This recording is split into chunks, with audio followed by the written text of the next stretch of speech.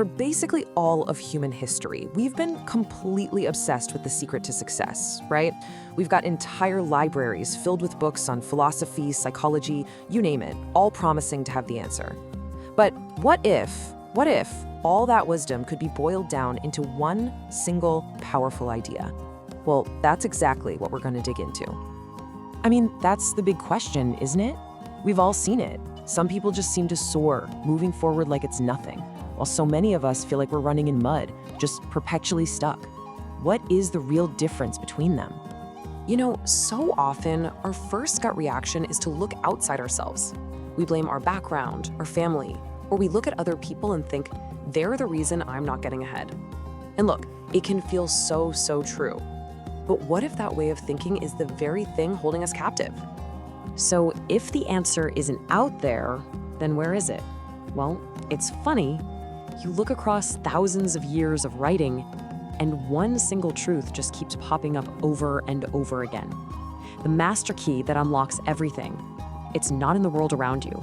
It's inside your own mind. It all comes down to this. Your inner world literally creates your outer world.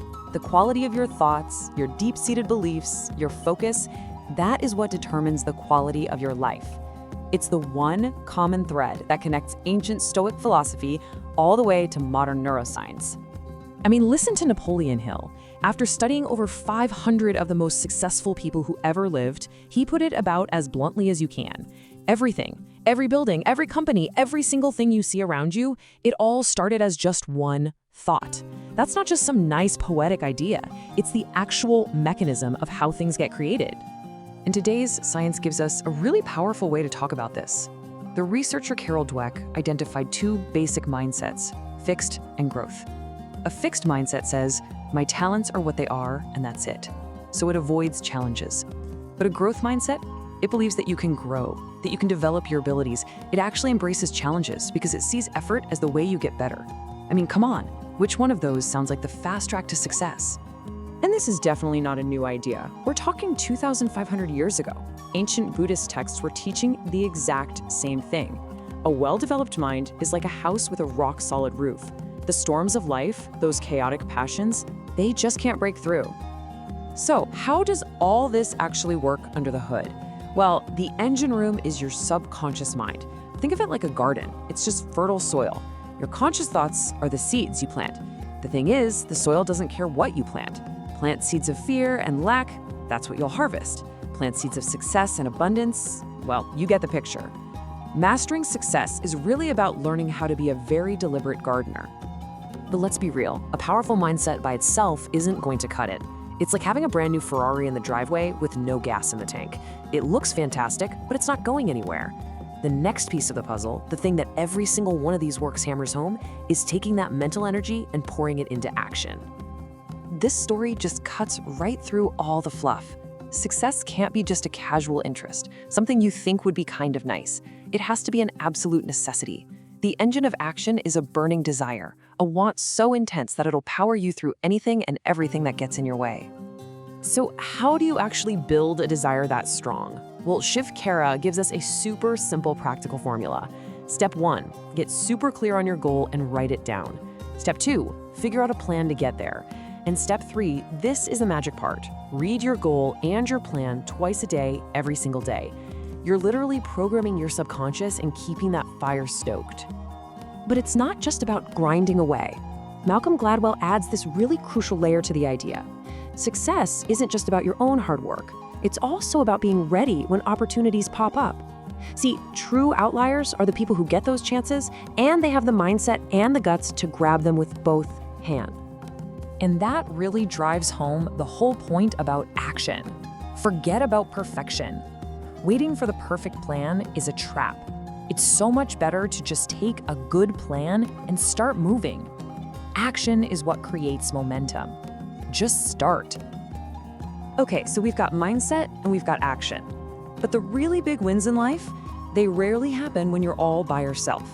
The third key, the thing that acts like a massive amplifier for your efforts, is influence, bringing other people on the journey with you. So, what's the secret to getting people on board? Well, the authors of Primal Leadership have a great word for it: resonance. A resident leader is someone who's tuned in, they can feel what their team is feeling and gently guide those emotions in a positive way. It creates this amazing climate where everyone feels in sync, optimistic, and fired up. And the difference is just night and day. A resident leader builds people up. They create harmony. A dissonant leader? They're basically emotionally tone deaf.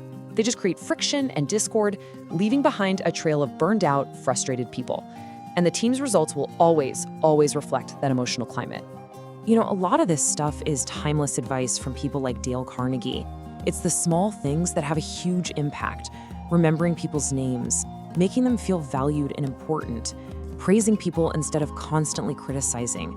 These are the simple levers that actually move human hearts. And really, the highest form of influence, the absolute peak, is empowerment. John C. Maxwell just nails it here. The best leaders, the truly confident ones, aren't afraid of someone else shining. They actively give their power away because they know that a team of empowered leaders is the most powerful force on earth. So mindset, action, influence, these are not just boxes you check off a list and then you're done. The final piece of wisdom that ties it all together is understanding that success isn't some destination you arrive at. It's a continuous daily practice. The Stoic philosopher Seneca said it best. He basically said that all that knowledge is completely useless unless you apply it. It's easy to read the books, it's easy to talk the talk. The real work is living these ideas every single day, especially when it's tough. Your actions are the only proof that you actually believe any of this. Now, this might sound like it contradicts the whole idea of striving for goals, but stick with me. As Eckhart Tolle teaches, this is the key that makes everything else work. True practice isn't about constant struggle. It's about surrendering your resistance to what's happening right now. When you just say yes to the present moment, you stop fighting reality. You align with the flow of life, and your actions become infinitely more powerful. So let's pull it all together. The master key isn't just one thing. It's a dynamic living process. It's a loop. You master your mind with a growth mindset. That mindset fuels deliberate action. You amplify that action through positive influence. And you ground the whole thing in a daily practice of being present. That's the whole system. Look, this isn't just theory. This is a practical roadmap. You've just been handed the keys to the kingdom. The only real question left is, which door are you going to unlock first?